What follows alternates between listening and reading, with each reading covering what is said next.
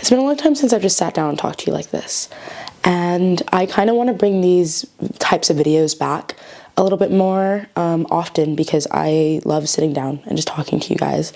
We are again going to be doing my laundry because I love a multitask, but I wanted to talk about something like not serious today, but I wanted to talk about something that I've been thinking about a lot, which is unexplored emotions.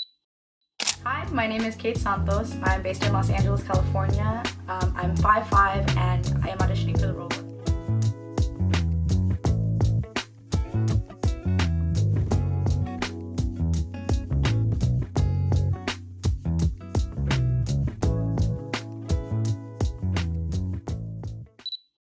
I have been thinking a lot about what emotions that I've left unexplored and the kind of ways that it's like affecting not just me and like my personal life and everything like that, but also my like acting life and also change, because I feel like I've been focusing a lot on big changes, noticeable changes, and I haven't been focusing on small changes like habitual change. I've been confronted by both quite a lot recently. We're also, I don't know if you've noticed, we're testing out one of my school's mics because I'm using it to film a project later this week for my school, and I figured why not test it out this way? That way I can also still have time to edit and explore the other one. And also, hey, I don't own a $400 mic. Be nice to bring that kind of quality to my channel for a little bit. But I wanted to start by talking about, oh, this is Yona's. I gotta make sure I give that to her.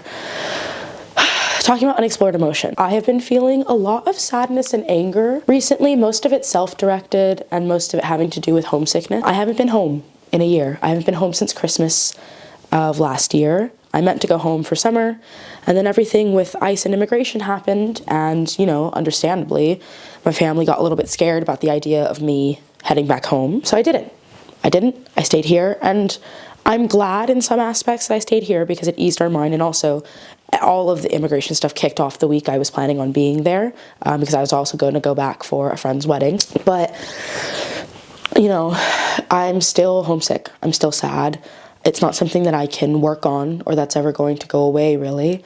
I just kind of have to focus on building my life here and you know, just growing and doing all the things I would be aiming to do if I was home. But it's just a lot more lonely than I'm used to. I'm a big family girl.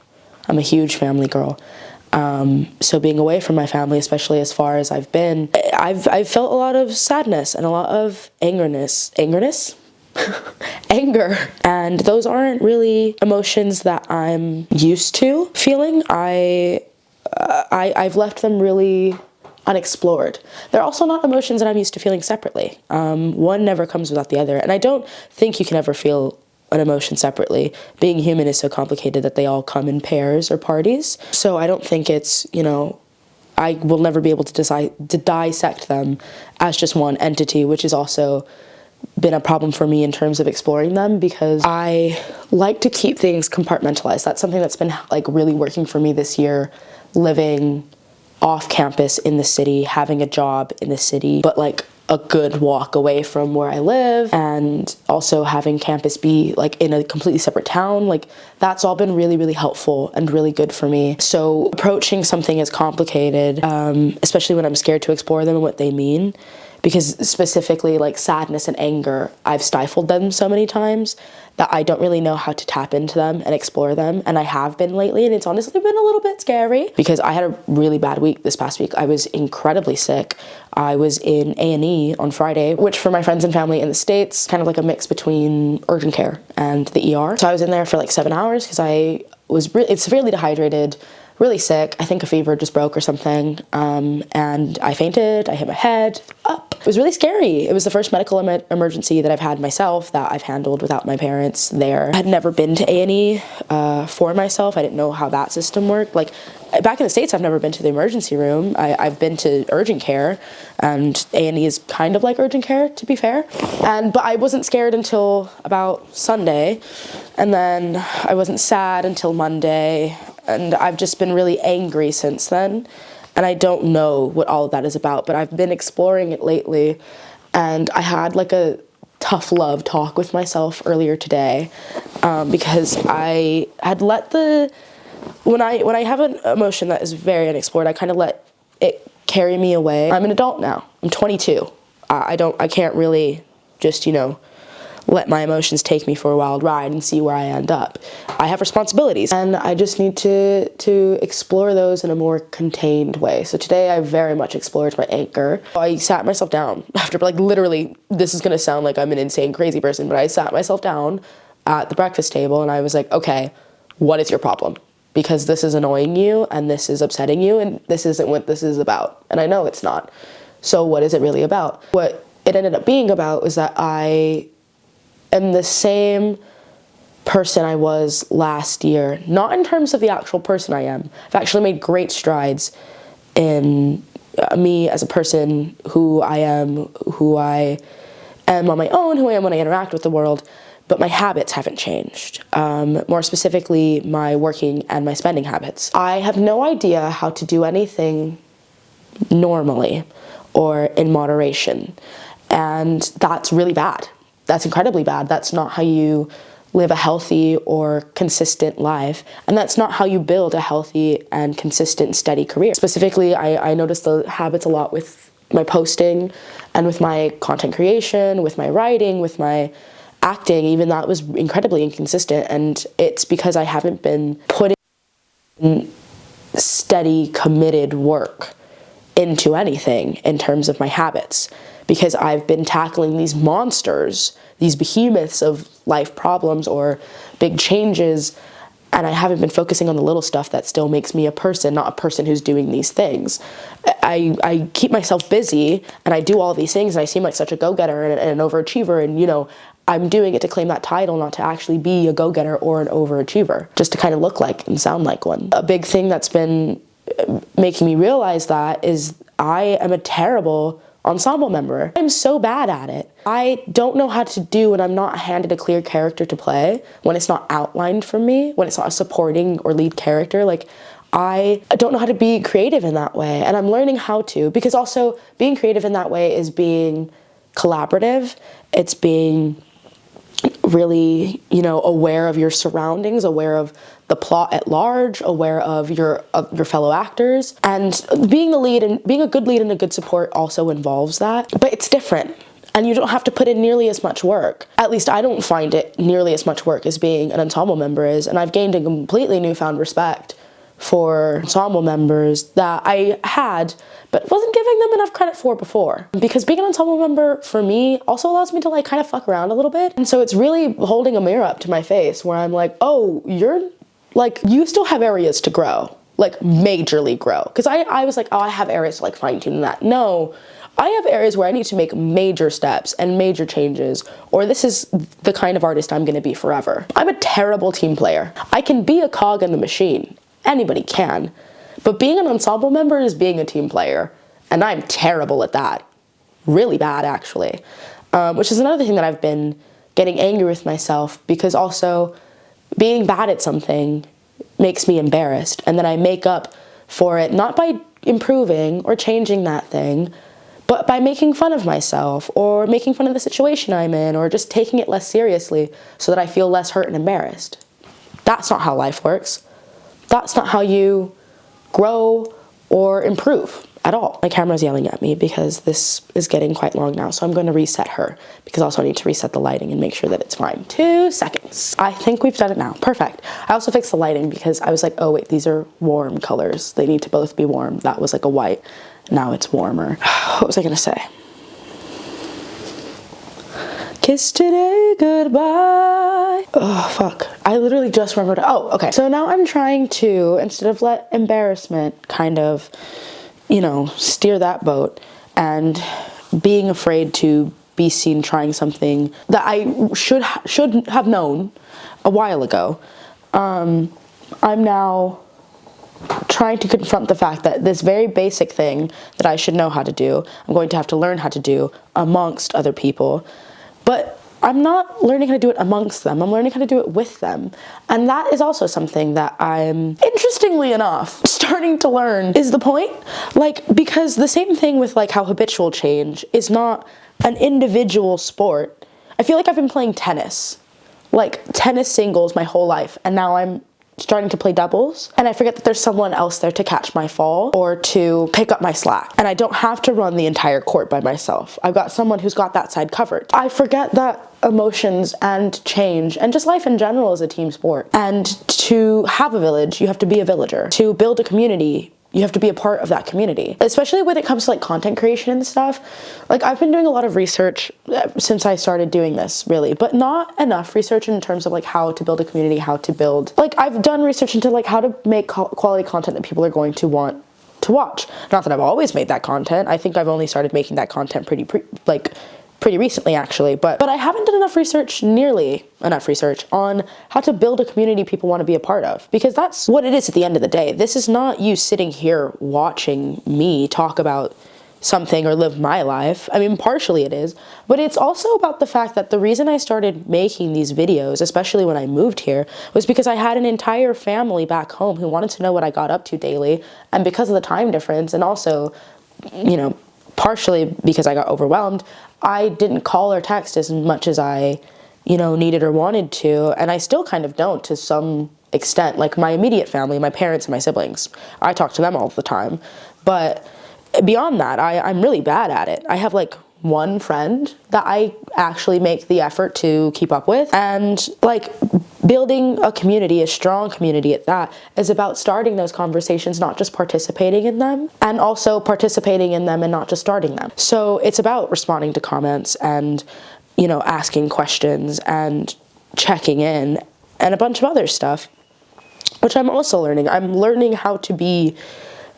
basically just learning how to be a person in community, because I never really thought about it. I was so focused on myself, and not in a selfish way. I've never really been a selfish person, but I've been focused on myself in a way that I was strong, holding on to this belief that I have to do everything on my own, or that things will only happen if I do them on my own, because I'm worried about other people fucking it up for me or me fucking it up for other people. And I can't be afraid of that, because there's no way to grow. The only way you learn is by making mistakes, and the only way you change and grow within a community or with other people is by allowing them to make those mistakes and giving them opportunities to be better or different. And I think I've finally learned how to forgive myself for making mistakes and changing and being better or different, or just embracing those, you know, mistakes as they are and as they come.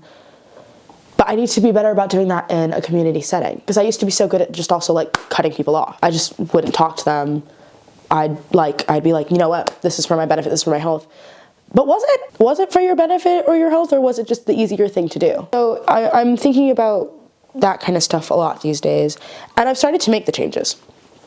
And it's really hard, and I'm still struggling, and I'm going to struggle for a while, because also I wrote in a blog post not too long ago that consistency scares me because it feels like commitment, and commitment scares me because it means promised and permanent change, or at least long lasting, which means that I feel like I can't. I used to think it was, I feel like I can't change in any other way, but I think it's like actually a fear of being held accountable and being held to my word, because I hate breaking my word. And if I've given someone else my word, like you, that I'm going to be posting every Wednesday and Saturday, then I have to do it. And you'll be waiting and you'll be watching, not to see me fail, to hope that I succeed, but if I do fail, that's what you're waiting and watching for, you know? And I hate the idea of disappointing people. And I've only recently come around to the idea that I'm also just like, hate the idea of disappointing and letting myself down, which is ultimately what I'm doing if I don't keep my word. So yeah, I'm working on consistency. I had a moment the other day that I was actually very proud of myself for, where it was late, you know, and it wasn't the best quality, but I did it and it happened and I was there. And that's what I've been trying to at least hold myself to for the past couple weeks, especially when it comes to content creation. It may be late, maybe on the wrong day, but it's there. And yes, quality is of the utmost importance, but before that actually is consistency, because people aren't going to stay and stick around to watch someone who doesn't show up. Sorry to say. So I've got to start showing up. I've got to keep showing up. What I've been working on the past couple weeks is really trying to post on TikTok a lot. Every day, once every day at least. It doesn't matter what it is. It doesn't matter if it's good or it's bad. Obviously I tried to make it good. It just needs to be there at least once. But for now, I'm really prioritizing consistency, not necessarily quantity, but consistency. Keeping my promises, keeping my words to myself. Because I gotta start remembering, like, especially when it comes to my content, up until very recently, and when I say very recently, I mean basically Monday, I saw, do you guys see the breath? That's how cold it is in my flat. That's crazy. Anyways, up until Monday, I saw content creation as a promise to myself. It is no longer a promise to myself. There's enough of you that it is no longer a promise to myself. There's enough people in my life who like my content, who like watching it, who like reading it, that it's no longer a promise to myself. It's a promise to you now.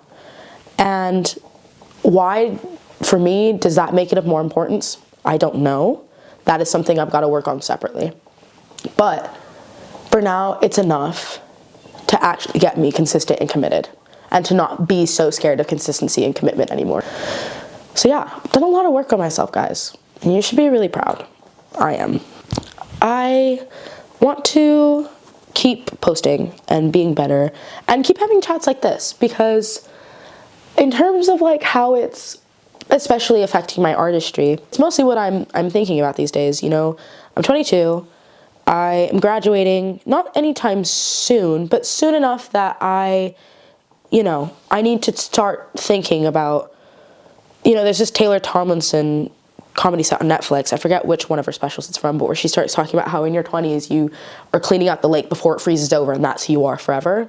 And I think we get opportunities as we grow and as we age to keep, wading in that water and pulling trash out. But I think it's easiest when you're younger. I think it is. It's easier to make habitual change. And I've been doing that a lot lately. I've been trying to make that habitual change. I have a trash bag in hand and I'm just, especially in the context of the kind of artist I'm going to be and the kind of artist I want to be. I want to be great or nothing. Amy March, Little Women, 2019, 2018, 2017, whenever the film was. I want to be great or nothing. I do. I don't think I was put on this earth, especially by my father and my mother, to be anything less than extraordinary. Those two people have worked so incredibly hard and continue to work so incredibly hard to support me and my siblings and themselves to reach dreams that they were made fun of for having, and that, they were told by everybody in their lives they should not be focusing on. And they did it. My mom has a master's now. My dad is learning how to treat NICU infants as a respiratory therapist. Hello? And he's going on to get his nursing degree soon. I think. I could be wrong. He's going back to school is what I know.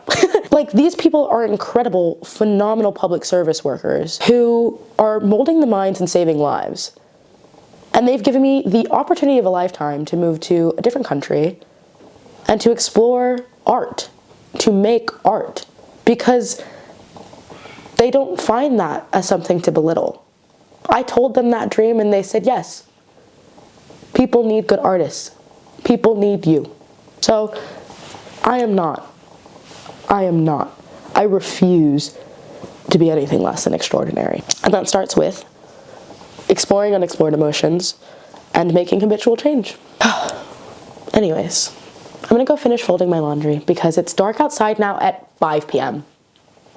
It's 5 p.m. right now. It was lovely speaking to you, and I hope I make the effort to do it again sometime next week. Let me know if you like this kind of setup, this kind of vibe, because then I can do it like this again. I'll probably do it earlier in the day so the lighting's not quite as bad. But I'm really loving these mics. I love how not serious it makes it feel, but serious. And just kind of like, I don't know, what's so wrong with taking yourself seriously? I don't think there's anything wrong with taking yourself seriously. Just don't take yourself too seriously. But yeah, I'm gonna go put all these away and continue with my day. I hope you have a lovely one, or have had a lovely one. Hope you have a lovely night, a lovely life. And I'll see you on Saturday with a vlog. I don't know which vlog. I've got a lot of old stuff that I can just... This one, probably a Halloween one though. Yeah, all right. Love you so much. Bye-bye.